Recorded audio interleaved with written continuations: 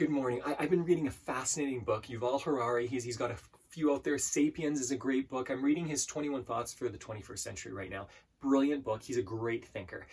But there was a thought yesterday that really stood out to me, and I wanted to mention it here this morning. And that is that we are living in an age, our culture is being run by algorithms now. When we go to Google, we don't see, when we type in a search term query, we don't see all the things available. We see the things that Google has decided through their algorithms we should see. When we turn on the news, when we review something, when we read about whatever it is, we're getting news. Amazon, whatever it is, we're always getting stuff that somebody else has decided to put in front of us, not generally what we've decided to put in front of ourselves. So the problem with this is that we've got to be careful with authority.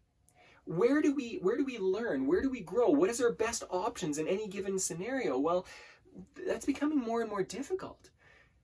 Not that it was super easy, but it's becoming more and more difficult. If you went 2,000 years ago, when the world changed very slowly, you could ask an elder in your community, hey, you're the one who's got the most life experience, the most knowledge, you can tell me what I need. But now, and life experience is extremely valuable still, but now it's different, right? Now algorithms kind of influence us to an inordinate degree, an enormous degree. So I've got a twofold action step. What do we do here? How do we influence ourselves? How do we grow? What do we know? How do we know what we need to do? So much of the time we believe we are making a free choice when actually it's been partially determined by the things that we've been influenced by. So here's a twofold method that I want to give you. 2 steps to really focus on, and as you do these, you will be able to influence yourself far more than others are influencing yourself. You'll have more freedom. The first step is know thyself. This is as old as dirt. This is an ancient Greek scholar said this one time. Know thyself. Basically, if you know yourself, you understand why you do things and what you're doing and the emotions behind them. If you understand those things, you are far better able to make a decision in the moment based on what you believe is influencing you. You understand yourself. Practice mindfulness techniques, whatever it is. Know yourself.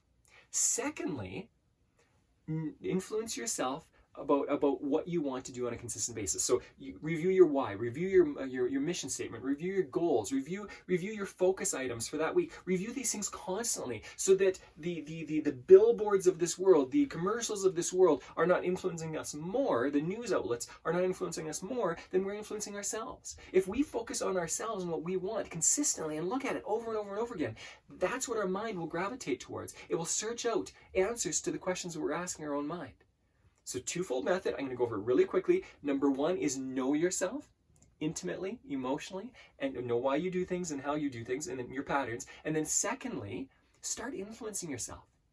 Review your goals and your action items and your focuses and your passions and your why and your values constantly, because then you will govern yourself rather than being governed by some marketing technique or algorithm out there. Enjoy your day.